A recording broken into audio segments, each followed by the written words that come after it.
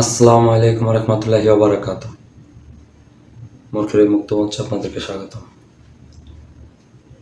পার্বত্য চট্টগ্রামে যে নৃশংস হত্যাকাণ্ড, সে সাঁওতাল, ত্রিপুরা, মণিপুরী, চাকমা, বার্মা, যাই হোক, যেসব উপজাতিরা আছে তাদের যে আন্দোলন এবং বাঙালিদের উপর টর্চার এবং উপজাতিদের উপর যে টর্চার, এই সব মিলে যে নাশকতাটা তৈরি হয়েছে দেশে বা পার্বত্য চট্টগ্রামে, তো এই বিষয়ে আমি বলতে চাই, এই নাশকতাটা আজকালকের না, এটা আমাদের যুদ্ধের পর থেকে, আমাদের দেশ স্বাধীনের পর থেকে হয়ে আসতেছে। 1972 সালের সংবিধানে যখন আমাদের বাংলাদেশের সার্বভৌমত্ব যত সবাই যখন বাঙালি হিসেবে পরিচয় দেওয়া হয়েছিল, বাঙালি জাতি হিসেবে, তখন তারা বিষয়টা ওইভাবে মানিয়ে নিতে পারেনি। তখন তারা বলছিল আমরা বাংলাদেশি, কিন্তু কেউ কেউ তার জাতিগত চিন্তাধারা, যেমন সে সাঁওতাল, সে ত্রিপুরা, সে মণিপুরী, সে চাকমা, আমি বাংলাদেশি কিন্তু আমি চাকমা, চাকমা জনগোষ্ঠী অর্থাৎ চাকমা সম্প্রদায় লোক। তো এটা স্বাভাবিক হইতেই পারে। আমি মুসলমান কিন্তু আমি বাঙালি, আপনি হিন্দু কিন্তু আপনি বাঙালি, আপনি খ্রিস্টান কিন্তু আপনি বাঙালি, বিষয়টা এমনই। কিন্তু অন্যদের কথা হচ্ছে যে আমি মুসলমান আমি বাংলাদেশি, আমি হিন্দু আমি বাংলাদেশি, চাকমা বা যেসব সংখ্যালঘু উপজাতিরা আছে ওনাদের কথা হচ্ছে আমি বাংলাদেশি আমি চাকমা। ব্যাপারটা ভালো, স্বাধীন দেশ, সার্বভৌমত্ব দেশ, যার যার অধিকার আছে, সে বাংলাদেশি পরিচয়, সেটাই অনেক, আলহামদুলিল্লাহ।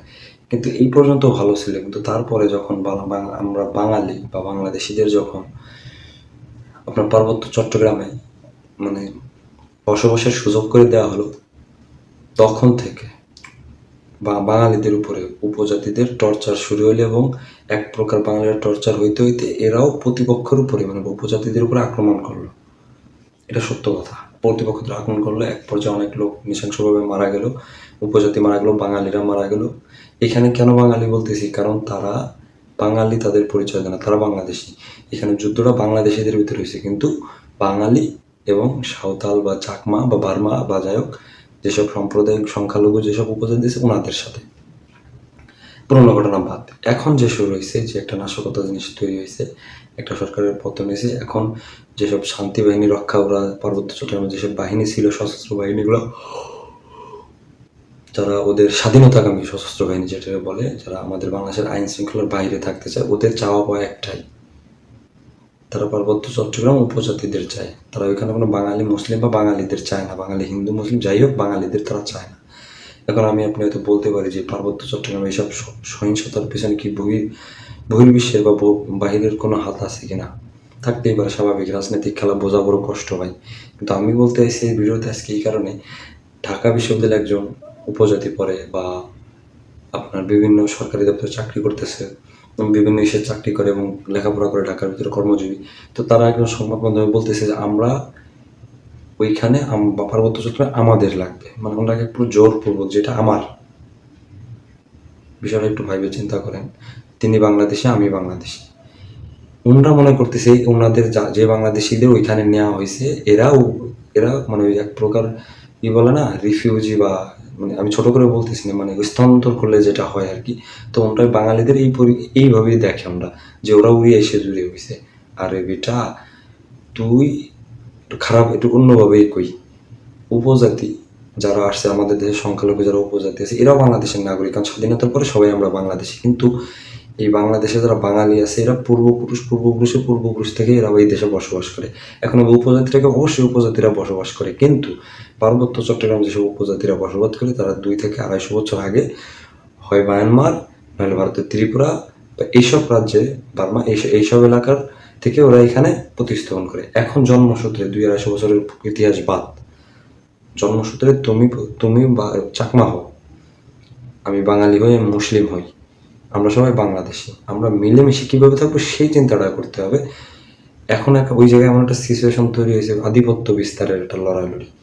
এইদিকে ওরা সুযোগ পেলে বাঙালিকে মানে বাঙালিকে উপর ঝাঁপাই পড়তেছে, এখন বাঙালিরা রক্ষার্থে ওদের উপরে ঝাঁপাই পড়তেছে।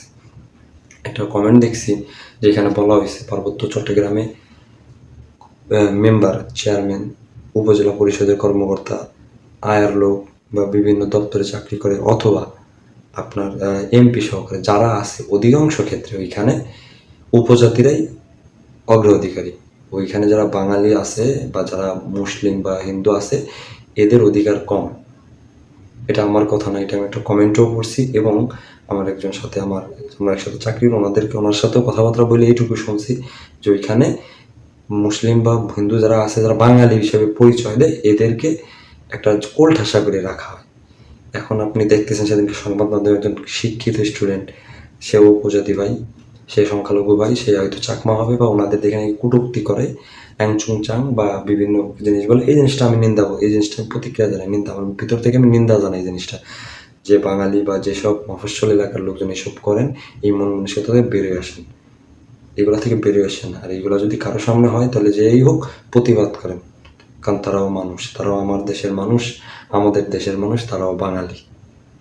আর উপজাতি ভাইদের উদ্দেশ্যে বলি, ওইটা আপনার বাপদাদার ভিটা হইতে পারে, ওইখানে বাঙালি যারা গেছে ওদেরও এখন বাপদাদার ভিটা, ওরা এই দেশেরই নাগরিক, ওদেরকে ওইখানে স্থানান্তর করা হয়েছে, ওরা এই দেশের জনগণ, ওরা এই দেশের গণপ্রজাতন্ত্রী বাংলাদেশ সরকারের ওরা সরকারি বলতে গেলে ওরাই সরকার।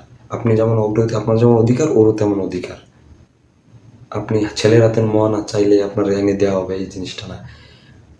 আমরা চাই সঠিকভাবে সুষ্ঠু বিচারের মাধ্যমে সব কিছু সমঝোতা করা হোক। অগ্রাধিকার মানে বাঙালি উপজাতি যাই হোক, পার্বত্য চট্টগ্রামে যারাই বসবাস করুক সবার সমান চোখে দেখা হোক। কোনো 1% কোঠাও না, বাঙালি যে কোঠা পাবে ওদেরও এই কোঠা দিতে হবে। 1% কোঠা রাখছে না, এইটাও দেওয়া ঠিক না, কারণ ওই দেশে ও উপজাতি হোক, আমি মুসলিম, উনি চাকমা, আরেকজন হিন্দু, আরেকজন বৌদ্ধ, আরেকজন খ্রিস্টান, ধর্মের উপরে বা জাতিগতের উপরে কোনো পার্সেন্টেজ বা কোনো কোঠা দেওয়া উচিত না, কারণ সে জন্মগতভাবে বাঙালি। 1971 সালের পরে বাংলাদেশ স্বাধীনতার পরে যারা বাংলাদেশে জন্মগ্রহণ করেছে, যারা বাংলায় বসবাসকারী, এরা সবাই বাঙালি। হইতে পারে ওনার সাম্প্রদায়িকতা, আমি যেমন মুসলমান উনি তেমন চাকমা, ঠিক আছে, উনি বাংলাদেশি, তার মানে উনি আর আমি সমান সমান, অধিকারটা সমান হইতে হবে। একটা সুষ্ঠু সমঝোতা চাই, এই নৃশংস হত্যাকাণ্ড আর চাই না, কারণ এটা স্বাধীন দেশ, সবার বাক প্রকাশের অধিকার আছে, সবার মত প্রকাশের অধিকার আছে, সবার সার্বভৌমত্বের অধিকার আছে। আর আমাদের বাংলাদেশ সেনাবাহিনী যেন আগামীতে ওইসব আমাদের সীমান্তে বা ওইসব পার্বত্য চট্টগ্রামে যত সন্ত্রাসী বাহিনী বা জঙ্গি বাহিনী আছে ওদের উপর যেন কঠোর পদক্ষেপ নেয়, তাহলে ইনশাল্লাহ এগুলো থাকবে না, কারণ ওদেরকে কেউ উস্কাচ্ছে এবং বাঙালিদের উপরে কেউ উস্কাচ্ছে।